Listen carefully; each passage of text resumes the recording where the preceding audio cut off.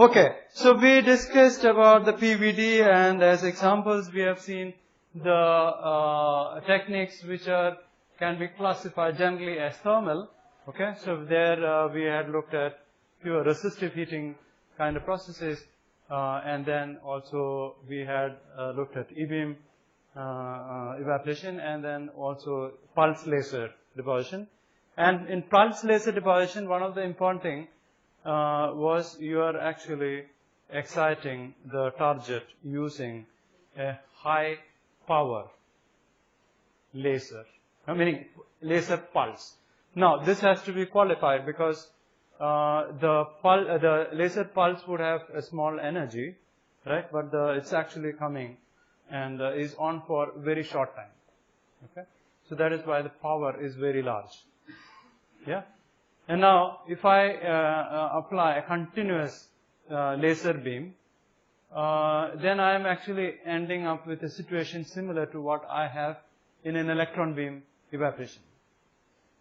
Okay, because I'll heat it, and slowly the temperature would become more uniform because of heat transfer, and the whole charge that you want to deposit, right, would become maybe higher temperature. Okay, and we wanted to deposit films that are complicated materials, like what was that, yttrium, something, barium, titanate. Okay, so this is actually a tertiary compound. So there are 4 elements, and you may get yttrium oxide, barium oxide, copper oxide, and all this, right? So if I don't want to heat this all the time, yeah, I should not actually have a situation where this material decomposes to individual oxides. Okay, so the pulse laser actually allows you to maintain the integrity of the material because you are applying this pulse for a very short time. Okay, and then there is silence. Yeah? So during this time, it cools down a little bit. Yeah? Heat is being dissipated. And they're providing the next pulse, and so on and so forth. So the temperature, you of course need to control this process, how long you turn on the pulse and how long it is off. So you can actually maintain the temperature of the whole material low. Okay, so the other thing is actually to use plasma. So sputter deposition, ions from a plasma is actually something that can be used. So ion beam sputtering is another process which is not used in VLSI. This you can actually use for very focused, very localized removal of materials. Okay, so that is where it is. Okay, so the plasma process is very important in VLSI, and you use it for multiple applications.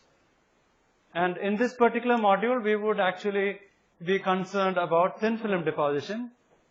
Okay, but in plasma, you have high energy particles and also highly reactive radicals can be created, and I can use them for etching as well.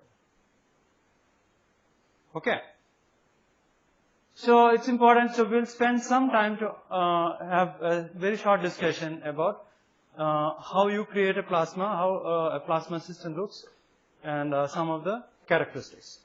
So this is a very simple schematic of a plasma system, and you can see here 2 electrodes, okay, and one is the anode, the other is the cathode, and then you have enclosed this inside a chamber which is evacuated, okay, and you may actually let in some gases like argon and so on and so forth, yeah, oxygen, whatever you want for your process.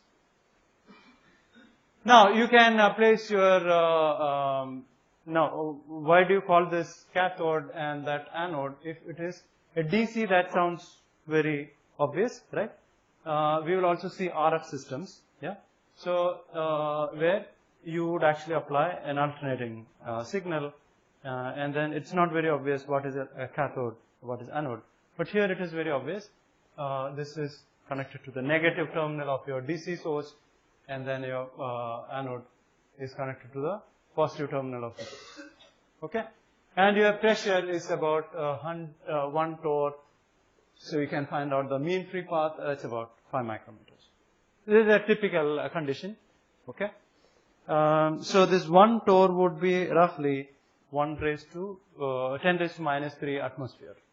Okay? So it's a vacuum condition. Now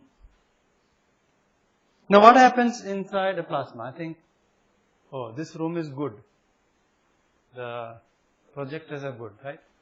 So if you look at the voltage current characteristics, you apply voltage, okay, and for low voltages, there is small current, okay. The current is increasing as you increase the voltage, and it saturates. So what is happening here? The initial phase, okay, and then it remains almost flat, the current, right? And at some point, some breakdown is, meaning an increase in the current is seen, right? Somewhere here, yeah? So you have an increase in the current here, and then you see that the current can be maintained. Actually, it suddenly increases, but there is a drop in the voltage. Okay? And then you have another regime where any further increase in current has to be caused by an increase in voltage. Yeah? So this is, then there is the last phase is arcing. Okay? So you have seen this arc welding and so on and so forth, right? This would be a destructive phase. You don't want to go here. Okay? Now where do you operate your system for plasma processing in VLSI? Okay? But we should briefly discuss what is going to happen in this case. Okay?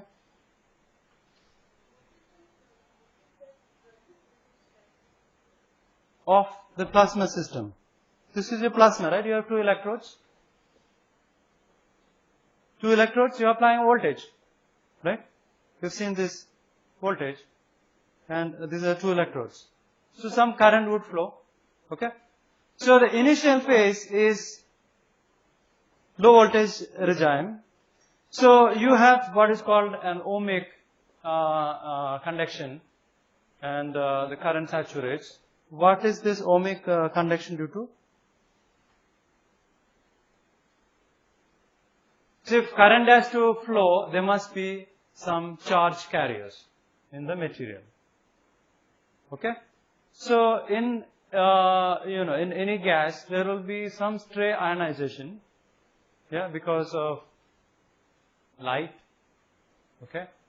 UV light, for example, or you can have stray gamma radiations coming from space, radioactive substances on the crest of the earth, and so on and so forth. So very small density of free electrons due to stray external excitation would be present, okay? And the current is increasing a little bit. Okay? You can write this as QNV, right? The N is a constant, and then you increase the voltage, so the electric field is increasing, the velocity is increasing, and the velocity comes to some saturation beyond a certain electric field, and there is no further increase in current because everything is now constant. Q and V, N is fixed, and velocity is saturated, right? So you have a saturation in the current. Now the next phase is what is called the Townsend discharge, right? So you can see the some text here. Conductivity of the medium. Okay. So one important thing is that, see, you have a current, and that of course depends on the voltage, right? In at least some initial phase. And if you would draw the electric field, the plasma would actually die out. Okay? So you can't actually change the electric field. This is just a field assisted transport. It's like a drift of electrons in the material.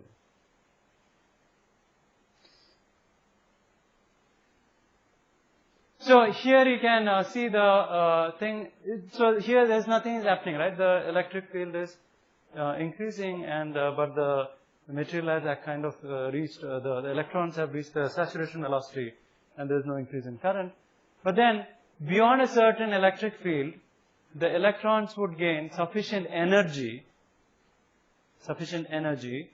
to cause impact ionization.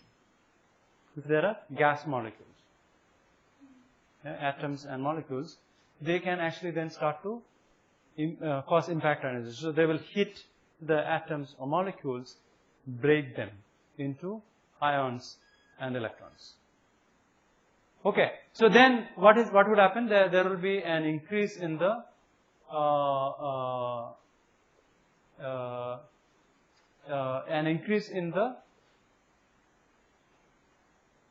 number of electrons, right, and also number of positively charged ions. So you would actually have an increase in the current. Okay.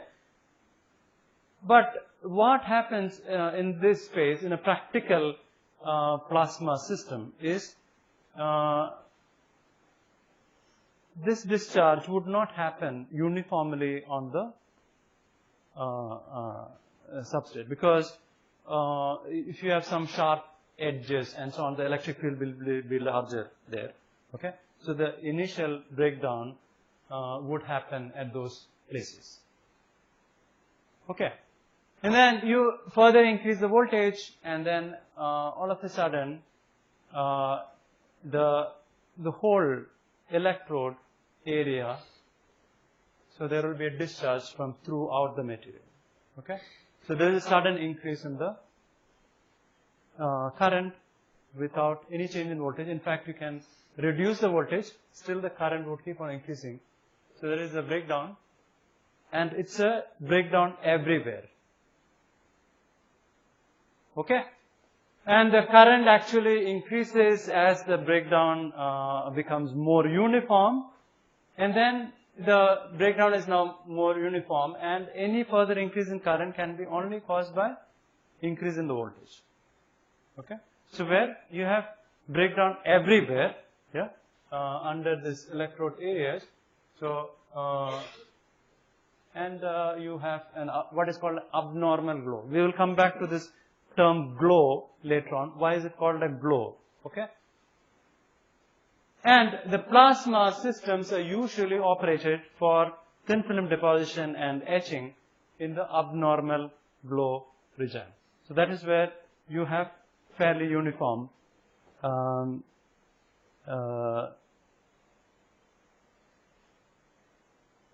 breakdown on the entire area of the substrate, or actually the target in this case. Both of them are, so you can see that if I am doing a sputtering, right, I would actually keep the sputter target, the material I want to deposit, on one of the electrodes, and the substrate on which I want the film to be deposited on the other electrode.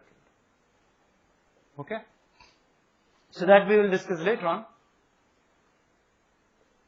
And now, very important, when the breakdown happens, okay, so we discussed about this initial phase of the transport, where the electrons which were already there in the gas, so you have the electrons already in the gas, there's some, okay, so the electrons in the gas are being, drifting, they are drifting, and then that causes this thing, and there's a breakdown here, right, there's a breakdown, and what happens during the breakdown is an important thing, and also what happens during the abnormal glow. So we'll discuss that in the next lecture.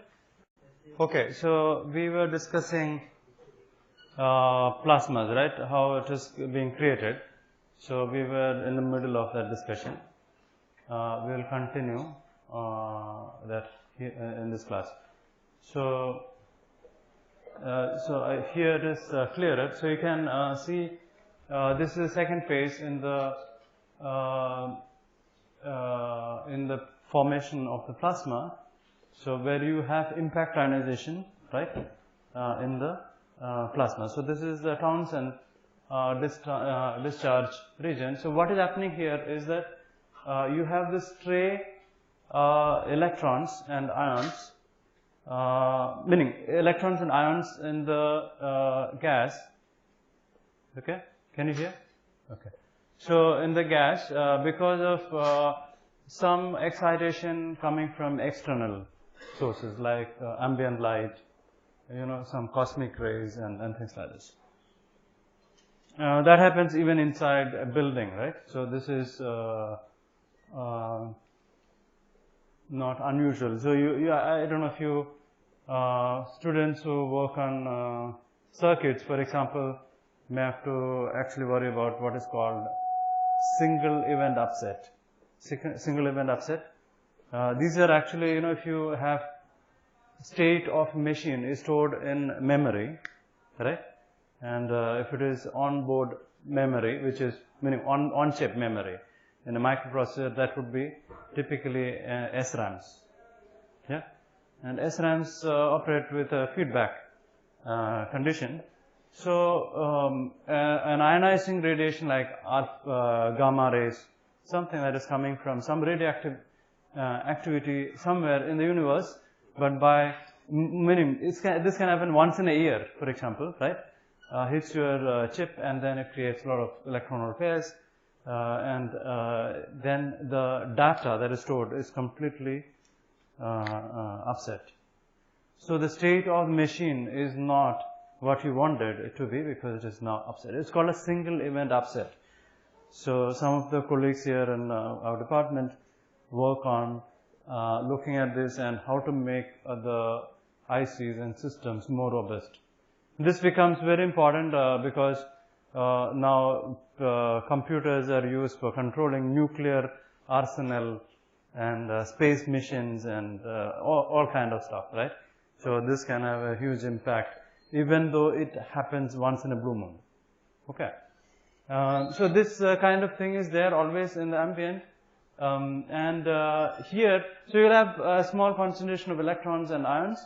In this regime, you are accelerating these electrons and ions, and the electrons being lighter, they gain very high velocities and can then lead to breakdown. So they actually gain sufficient energy, right? And then lead to a breakdown. You have a breakdown condition. Okay. So what happens in the breakdown condition? So that is basically in the breakdown condition, the following things happen. Okay. So you have the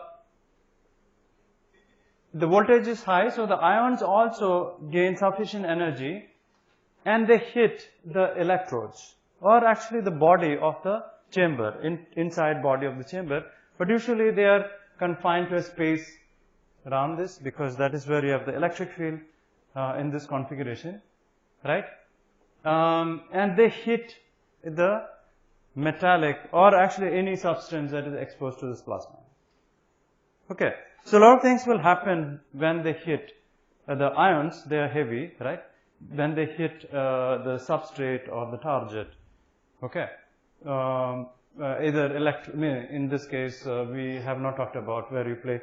I mentioned about where you place the material to be deposited and where the substrate is, but we'll come back to that. But let's say you have two electrodes, so they hit the electrodes, and then that can lead to several things happening. One of them is to cause secondary electron emission from the cathode surface. So the ions hit, and a lot of things happen on the surface. One of them is actually the generation of secondary electrons coming out of the cathode. So this would then be would actually would gain sufficient energy and cause further impact ionization in the system. So this means that you have now the plasma, the ion density and the electron density inside the plasma would increase. Okay? So how many meaning gas molecules and atoms are there, that is decided by the volume, the pressure and the temperature. Right? How many of them would be ionized depends on this process. Okay? So what is happening now is that the applied previously till this point you were actually counting on the electrons and ions that were already there. But now you are starting to generate a large number of these ions by this process, that this hit, meaning this is not, the process is not confined to the plasma, but rather it is actually starting to interact with the electrodes. Okay? Where you have generation of electrons which can then gain sufficient energy to cause further impact ionization. Now what happens, now actually we mentioned about this breakdown, since here we have looked at the voltage, but if you, this is what you are applying, so it is easy to monitor, but in the construction of an electrode, it may not be smooth, right, locally, and it may have sharp edges and so on and so forth. So the plasma, this breakdown will start at the weakest spots in the system. So weakest spots would be where your sharp edges and so on, where there is a field enhancement due to the sharp edges. And then it spreads, and as it spreads, what is happening is that now you have a larger number of, sudden increase in the number of ions and electrons in the plasma. As a consequence, the conductivity of the plasma suddenly jumps. Okay? So you can get the same current at a lower voltage. Yeah? So you can, there can be a drop in the voltage, and then the current increases because you have now the electron and ion concentration is increasing. Okay? So this is the breakdown region, and then you have a normal glow. What is this is term that is used, and very importantly, the secondary ions, electrons actually can sustain the plasma. So this is a very important thing, and its plasma can be, in a sense, stable. Okay, so conductivity of the plasma increases abruptly. That's what we mentioned. So this is what you would actually see when you look at plasma systems. You are actually advised to use protective gear when you look at plasma systems. So you should wear goggles that protect your eyes from UV radiation.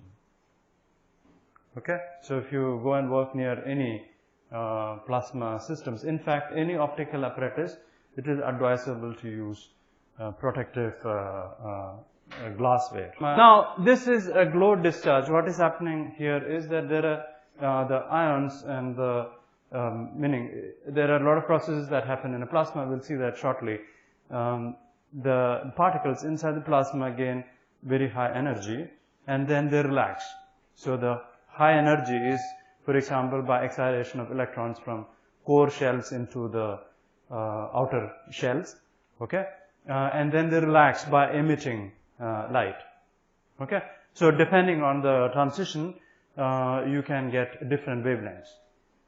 Yeah, so part of that would actually come in the visible range, and the color of the plasma will be characteristic of the species that is inside the plasma. Okay, so in principle, you can actually study the plasma by analyzing the radiation, emitted light. So I'll show you something about that in a moment. Okay, so this is an example of what I just mentioned. So this technique is called optical emission spectroscopy. What you're doing is to actually analyze the emission from the plasma. Okay, and you can see this analysis. So we are actually probing this in the visible near infrared range, this particular example, and it's an oxygen plasma. Okay, so you get this sharp emission peaks. Yeah, so there is also reason, meaning you get very well-defined colors for the plasma.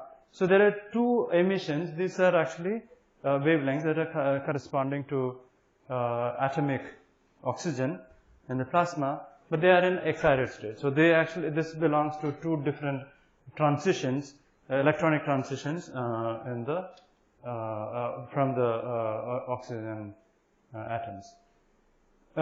So this one line is at 777 nanometers, and this is at 844 nanometers. Now you can use this to study the process. Okay. So here the student was actually looking at oxidizing silicon using an oxygen plasma. Okay. And what are the conditions appropriate or suitable for this? So he studied, for example, the intensity of this emission. If you use only oxygen, okay, and oxygen plus argon, and you use oxygen plus nitrogen and N2O. Okay, so there are reasons to prefer things like this, because you are, meaning in this particular case, he was trying to do this process in a tool where you also handle silane. Okay, so we don't prefer to use oxygen directly because of safety concerns. Yeah, so you have to take these permissions to actually do this experiment, and after the experiment we kind of agreed that we will do it here, but still the process conditions have to be optimized accordingly. Okay, so this is very useful. You can see the intensity of light emission at these wavelengths drops down to nearly half if you go to N2O. Okay, so now very important thing in a plasma is actually after the breakdown, there is a spatial rearrangement in the discharge. And this has got to the fact that if you have any charged particle, okay, the electric field exert a force, yeah, on this charged particle, and that depends on the amount of charge, right? Okay, it does not really depend on the mass of the thing, right?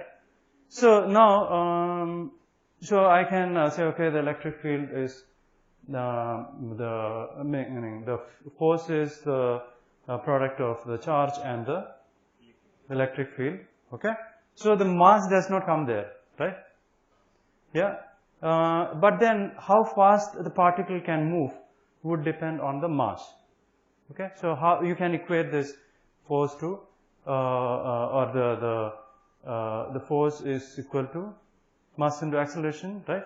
So I can actually write this equation and solve it on with the right initial conditions, and I can find out the velocity. Okay, since it depends on the, or you can say that, okay, they gain energy from this electric field.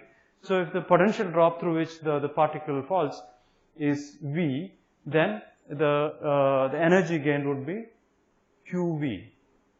Okay, so that is equal to half mv square. I would then, assuming the initial velocity was 0, so I actually can write the velocity as square root of QV by 2QV by m.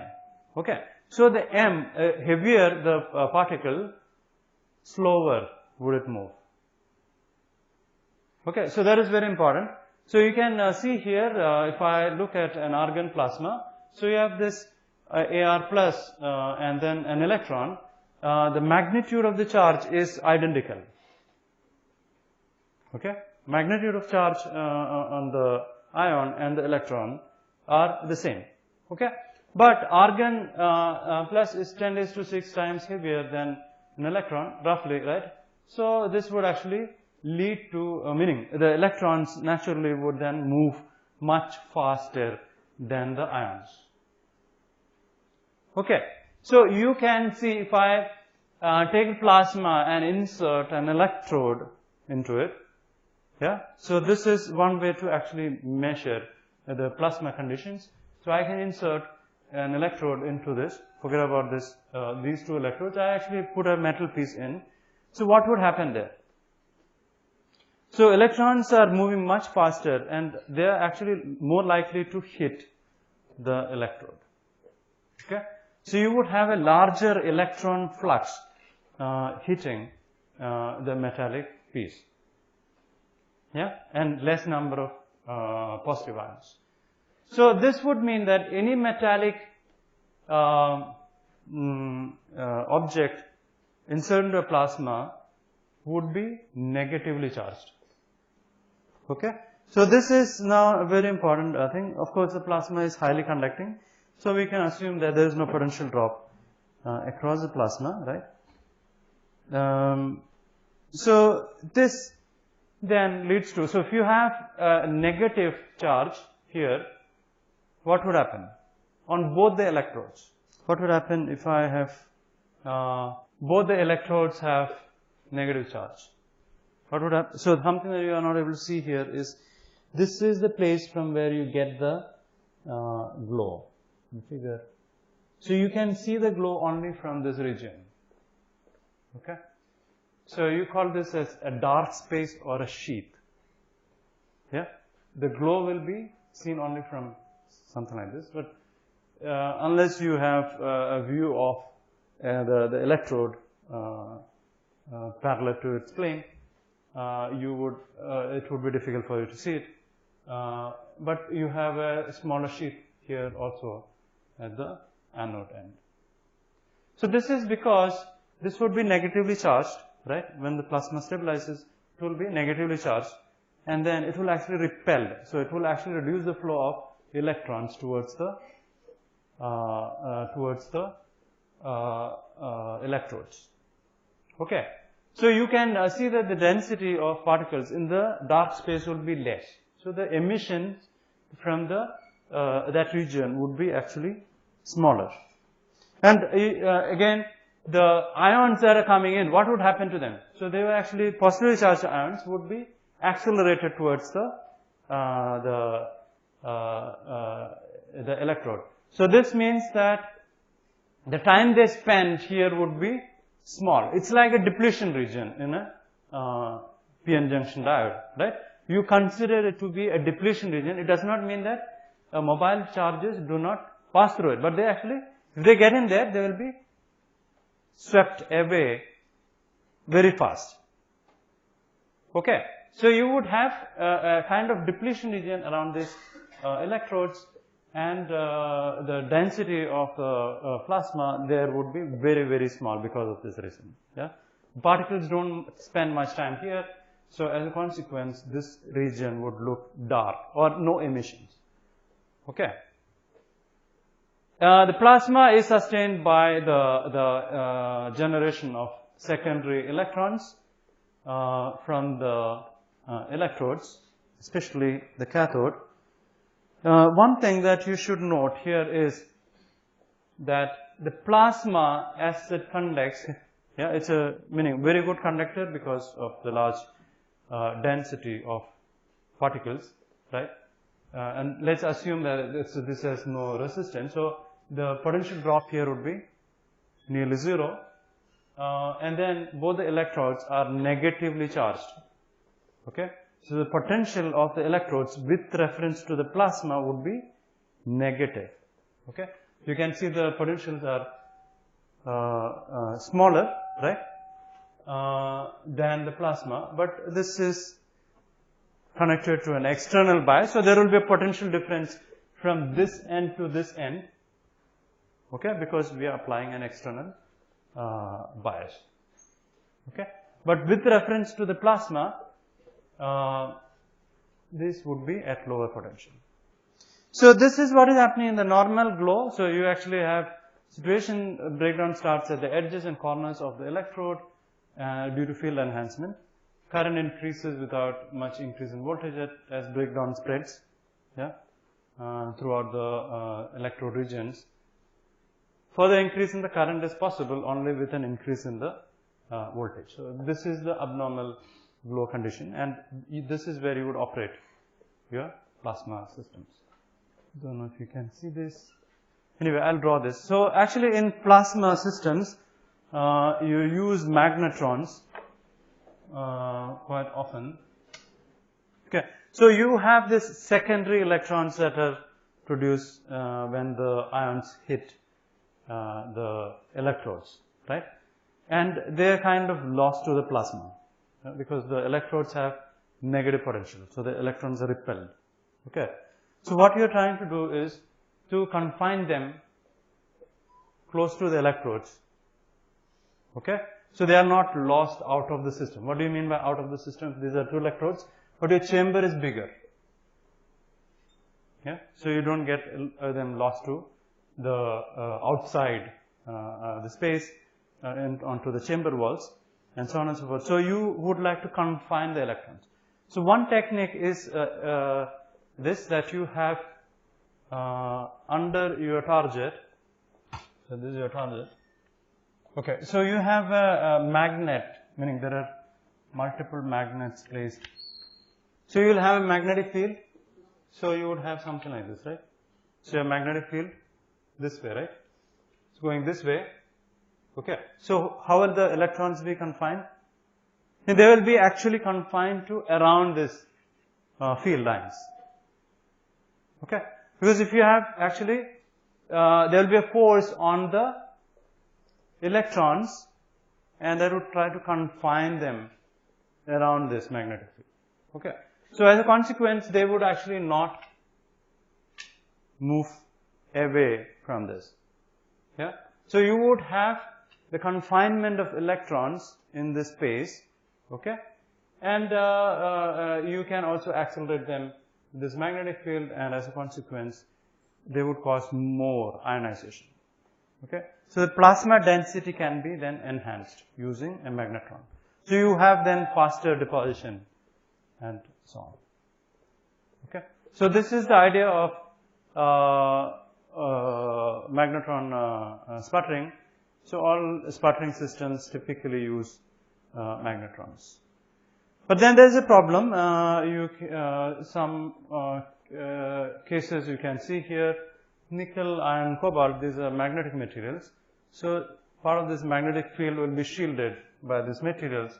So this technique is not very effective if you want to use, want to sputter nickel, iron or cobalt. So if you want to, of course people use some kind of magnetrons, but then you need to redesign your target, yeah, which is not an easy task, because you need to actually change this target from time to time, because you are actually sputtering out of the target, right? The target becomes thinner, and at some point you can't use it anymore. Okay. Now, so whatever we discussed so far was a simpler case, a DC sputtering. Okay, and DC sputtering is very useful for depositing or sputtering metallic materials, yeah, highly conducting materials. Otherwise, you have a build-up of charge. Okay, dielectrics will get charged, right? The electrons and ions that are coming in would actually result in a build-up of the charge, which will eventually compensate for the external bias that you applied, and the plasma will die out. So we need a system where this does not happen. Okay, so that is where the RF plasma systems have come into picture. So the system configuration is similar, except that you apply an RF power, and you can see here the frequency 13.56 megahertz, very commonly used frequency for RF systems. Why? Any reason? Yeah. Huh? Any reason you can think of? Pardon? Looks good. No. It looks good. So, okay, fine. Any other reason?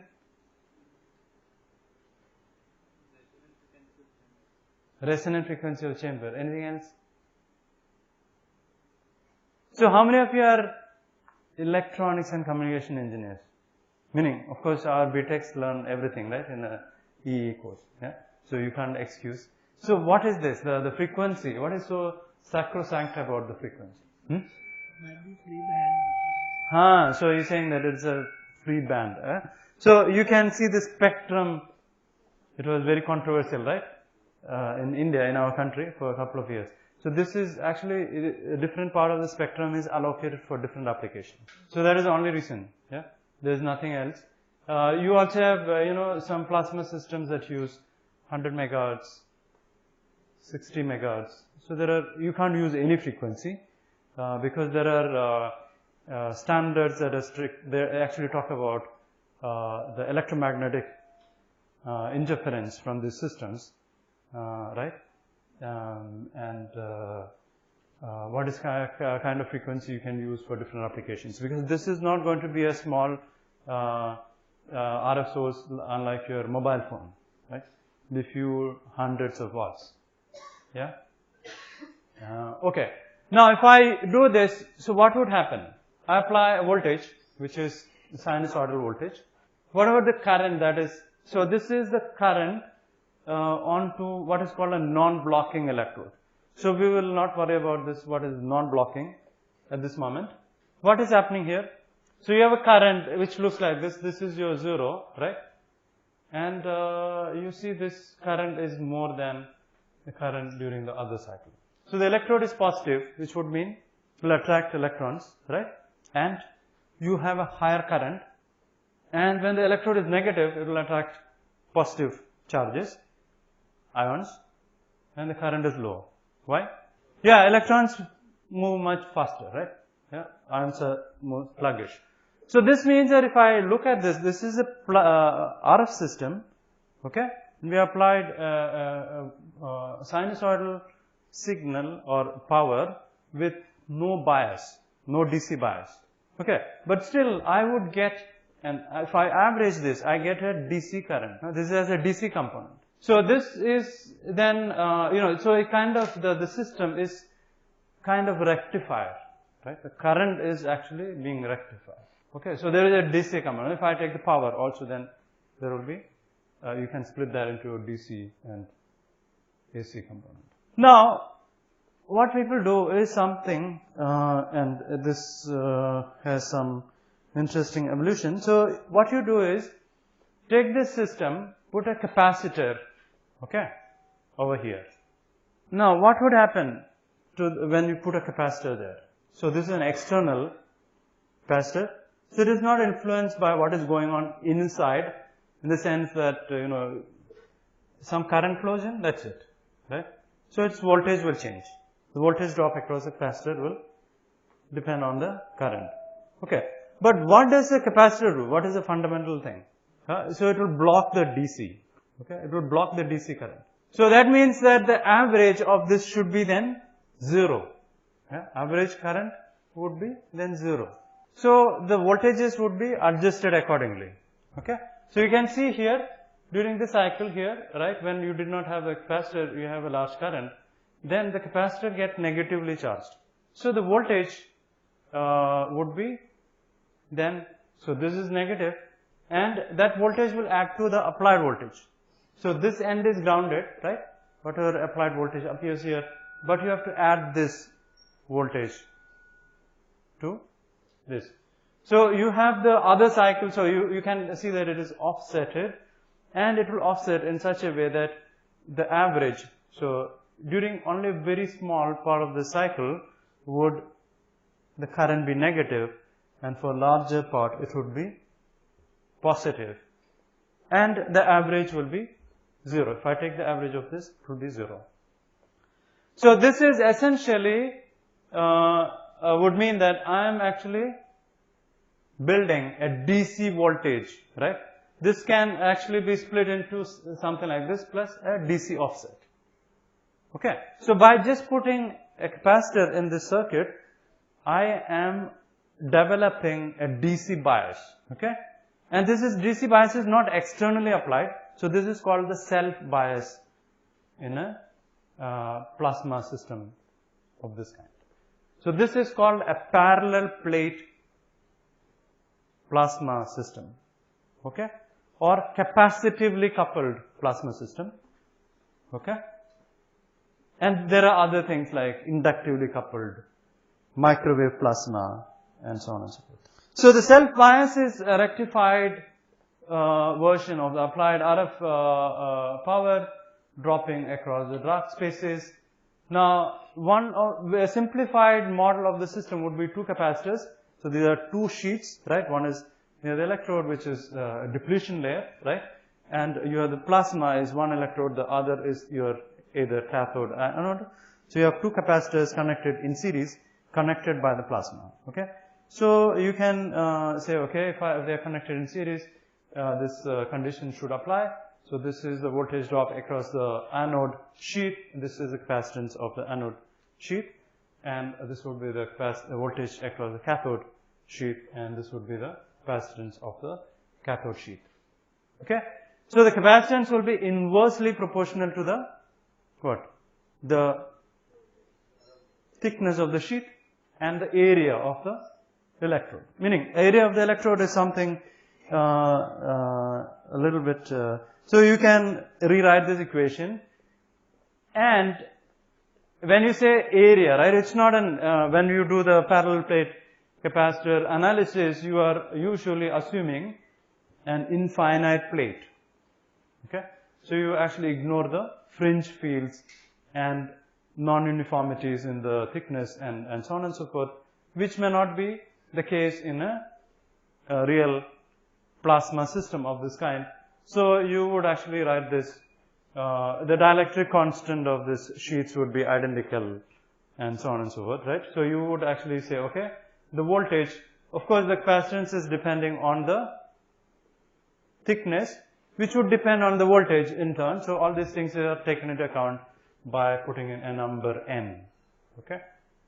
Yeah, so the voltage, ratios of the voltage would be proportional to the inverse of the areas, yeah? Ratio of the inverse of the areas raised to a power of n, okay? So you can determine this for different chamber designs.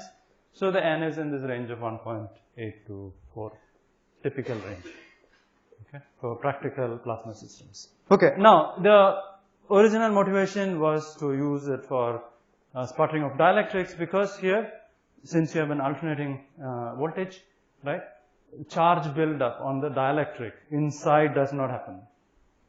Inside the plasma system would not happen, because you have one cycle or one part of the cycle in the AC signal.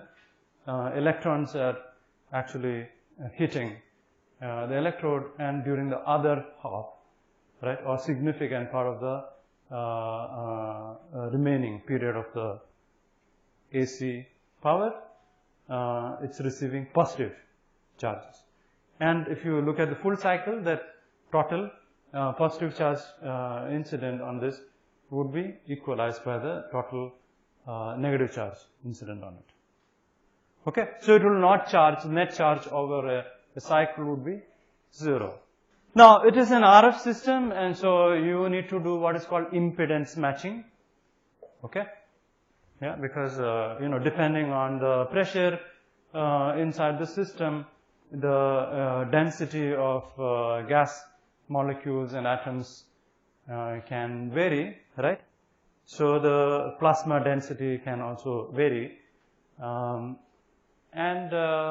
so the impedance of the system depends on several parameters, which you want to have an independent control on.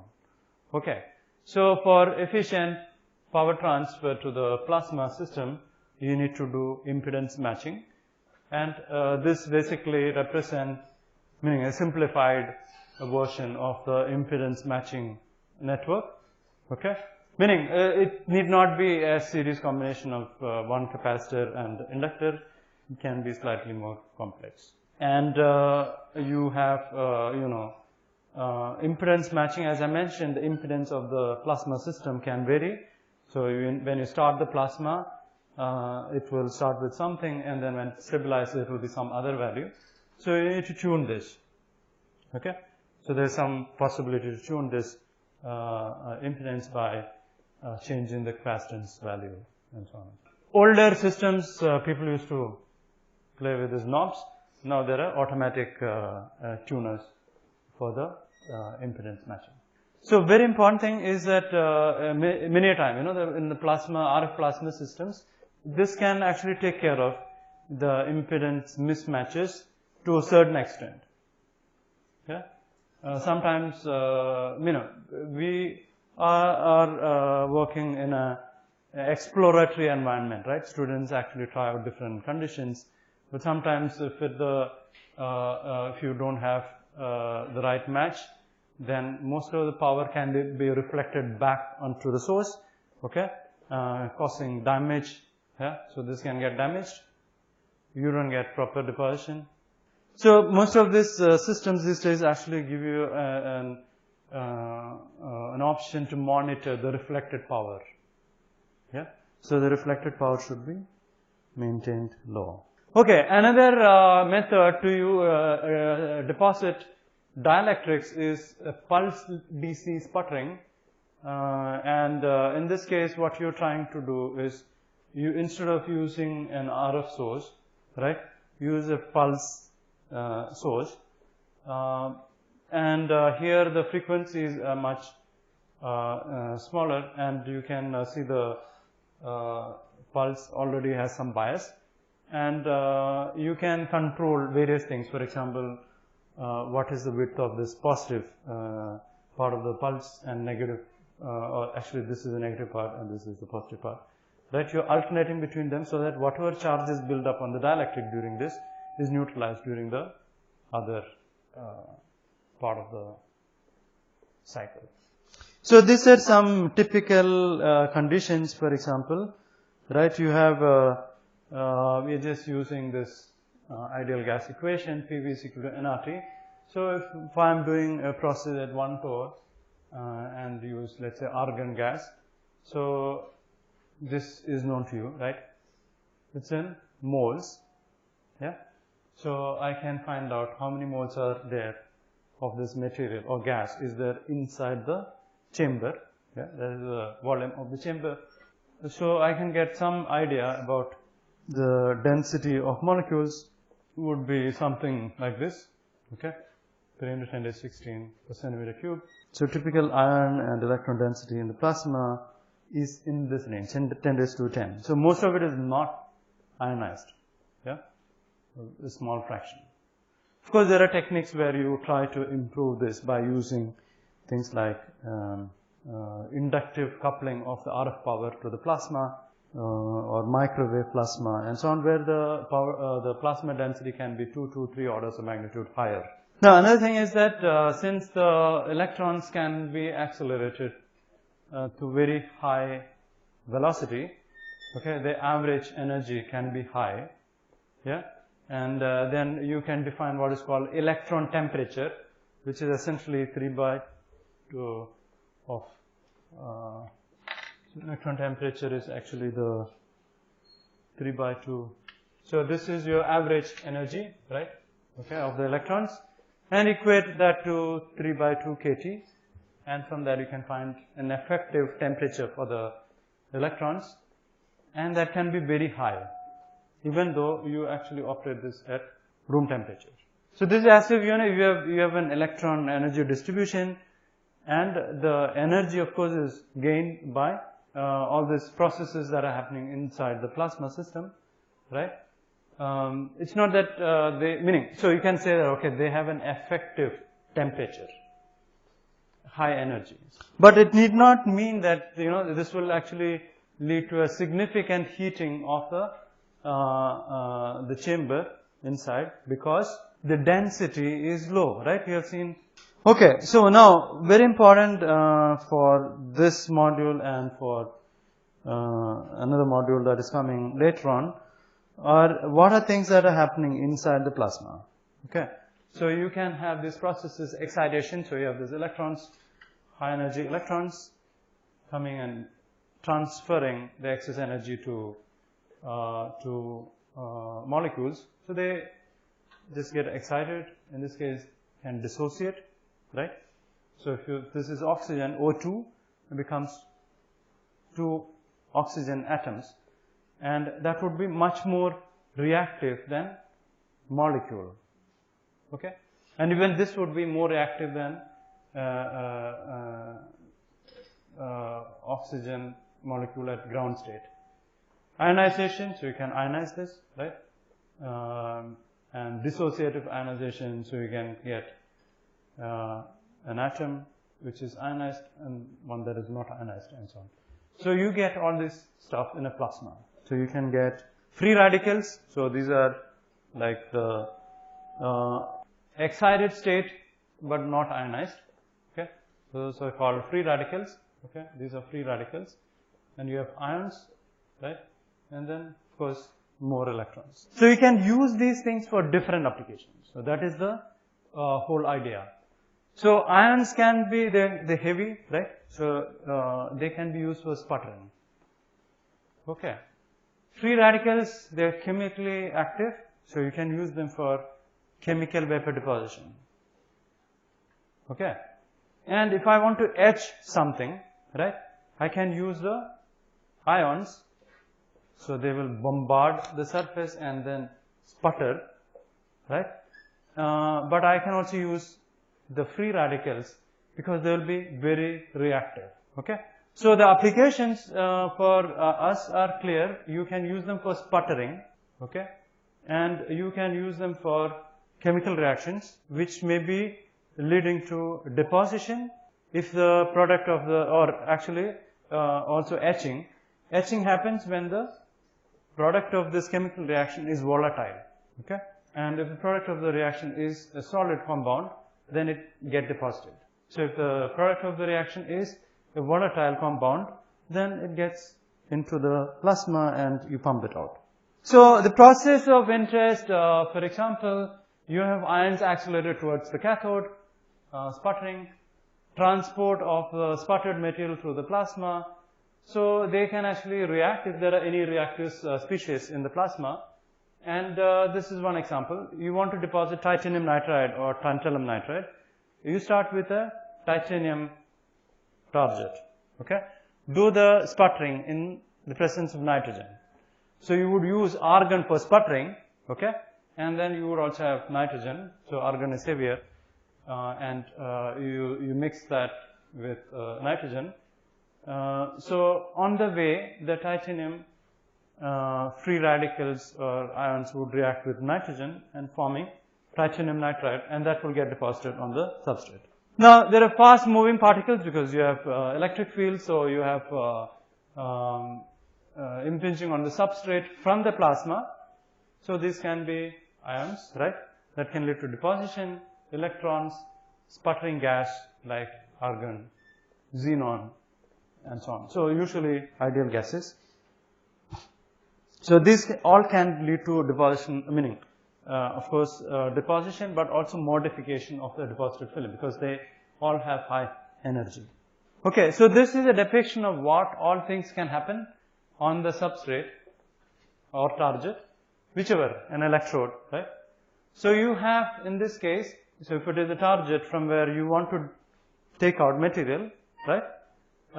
So you have an incident gas ion, okay? And this can lead to many things, yeah? So one is secondary electron, something that we already discussed. Yeah, this will then feed into the plasma and cause further ionization. And if the energy is not very high, this can actually create damage, push atoms in this material and randomize their position, right? Or this can get implanted, goes into the material, okay? Or it can actually sputter, meaning this can be also a combination. It actually sputters atoms from the target surface, okay? So in a sputtering process, this is what you want, right? This is, let's say, aluminum and argon ions are coming. I want to take the aluminum out, okay? You can have these processes, for example, some of the sputtered, so if it is an atom, it goes out, but if it is an ion, right? So there is an electric field, the electrode is actually at a lower potential, so the ions would be trapped because they will be positively charged. Negatively charged ions would actually be ejected, okay? So a lot of things happen here, and also there is some photons that are emitted, right? That can be also observed. So all these things happen. Now our thing would be how to use these things effectively. And for this particular process that we are talking about, the sputtering, this is what is important.